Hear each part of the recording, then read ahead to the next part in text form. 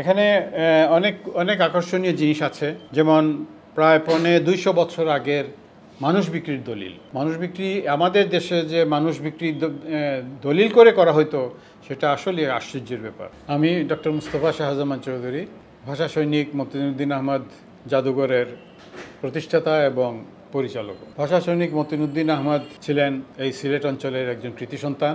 তিনি সিভিল সার্ভিসে চাকরি করতেন। চাকরি করার সময় বিভিন্ন জায়গায় যেতে হয়েছে। ওই হিসাবে উনি বিভিন্ন যখন অ্যান্টিক বিভিন্ন দর্শনীয় কিছু বস্তু পেলে তিনি এগুলো সংগ্রহ করতেন। সেই সংগ্রহ নিয়ে এবং এর সাথে আরও কিছু সংগ্রহ যুক্ত করে এই ভাষা সৈনিক মতিনুদ্দিন আহমদ জাদুঘর আমরা প্রতিষ্ঠা করি 1995 সালে। 1995 সালে এটা সিলেটের শুকরিয়া মার্কেটে ছিল। পরবর্তী পর্যায়ে আমরা 2015 সালে এটা কেন্দ্রীয় মুসলিম সাহিত্য সংসদ দরগা গেটে আমরা এটা 5 তলা স্থাপন করি। এই জাদুঘরে 1000 বছরের পুরানো অনেক জিনিস আছে এবং প্রায় 4000 আইটেম এই জাদুঘরে আছে। বাংলাদেশে প্রাইভেট মিউজিয়ামে এত সংগ্রহ আর কোনো মিউজিয়ামে নাই, এবং এই মিউজিয়ামে বিভিন্ন ধরনের ডিসিপ্লিনের জিনিস আছে। অ্যান্টিক ছাড়াও অন্যান্য ডিসিপ্লিনেরও জিনিস আছে। এখানে প্রচুর দর্শক আসেন।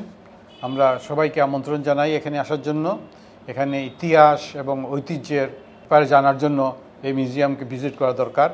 বিশেষ করে শিক্ষার্থীদের আমি আমন্ত্রণ জানাবো যে তারা যেন আসে। এছাড়া কপার প্লেট বা তাম্রশাসন আছে 1000 বছরের পুরানো। এটার একটা স্পেশালিটি হলো এই তাম্র প্লেটে 1000 বছর আগে তাম্র প্লেটে সিলেটি নাগরি অ্যালফাবেট ব্যবহার করা হয়েছে, হরফ ব্যবহার করা হয়েছে। আর এটা প্রনাউন্সিয়েশন আবার সংস্কৃত। কিছু শিলালিপি আছে, অনেকগুলো 1000 বছর পুরানো শিলালিপি আছে, ফসিল আছে, 2000-2500 বছর পূর্বের কয়েন আছে। এগুলা অনেক আইটেম এখানে আছে। মতিনুদ্দিন আহমদ ছিলেন সিলেটে যখন পাকিস্তান ভারত বিভক্ত হয়, পাকিস্তান ভারত তৈরি হয়, ইন্ডিয়া তৈরি হয়, তখন এই সিলেটের অ্যাডিশনাল ডিস্ট্রিক্ট ম্যাজিস্ট্রেট ছিলেন।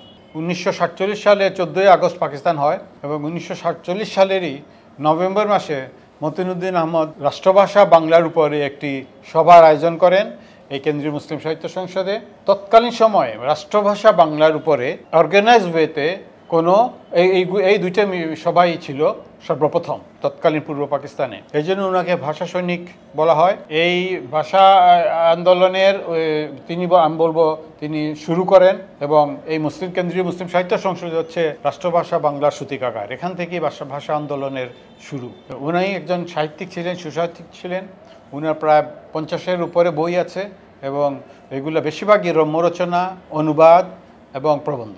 মতিনুদ্দিন আহমদ ছিলেন একজন খুব আলোকিত ব্যক্তি, যদিও উনার সেরকম মূল্যায়ন হয় নাই। উনার সংগ্রহ থেকেই এই জাদুঘর শুরু এবং এই জন্য উনার নামে এই জাদুঘরটা করা হয়েছে।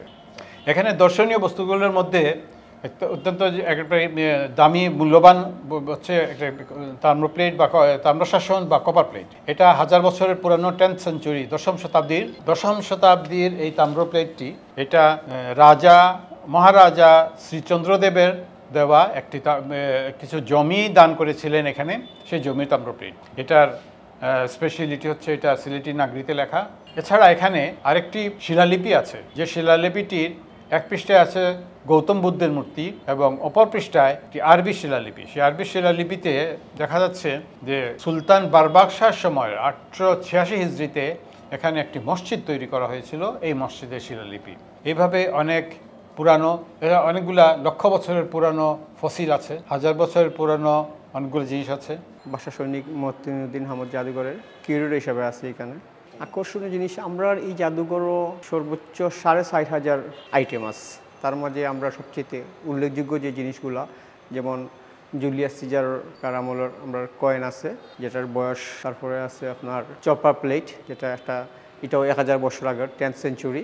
যেটা দলিল এটা হইলো আপনার মহারাজা শ্রীচন্দ্রদেবে মৌলভীবাজার একটা কলেজের লাগি দান করছিল জায়গা, এটা কলেজ করার লাগে। তারপরে আছে আপনার মসলিন শাড়ি আছে, ঢাকাই মসলিন শাড়ি 300 বছর আগর।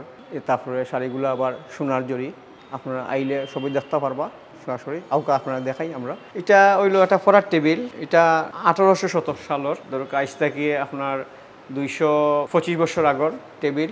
তো এটা আমরা নাম দিছি হোয়াট নট, কি নাই, মানে একজন স্টুডেন্টের পড়ার লাগি যা যা দরকার সবটা আপনার এই টেবিলও পাইবা। যেমন মনে হয় গড়ি, স্কেল, মানে বিভিন্ন ড্রয়ার আছে, আপনার রাস্তা বিভিন্ন ধরনের জিনিস, কলম টলম রাস্তা সবটা আপনার এই টেবিলের মাঝে পাইবা। এই টেবিলের একটা বড় গুণ হইল যে এটা লক যে সিস্টেমটা এটা নষ্ট হয়ে গেছে, ওগু টানিয়া নিয়ে আপনি যদি অন্য লাগাই দিন তখন সম্পূর্ণ ড্রয়ার অটোমেটিক লক হয়ে যাব, মানে খুলতে পারতা নাই। আবার সাবি সিস্টেম আছে, আপনি আবার খুলিয়ে গেলে এটা অটোমেটিক গিয়া ওবার ভিতরে ঢুকে গেল, শাটারের মতো আর কি।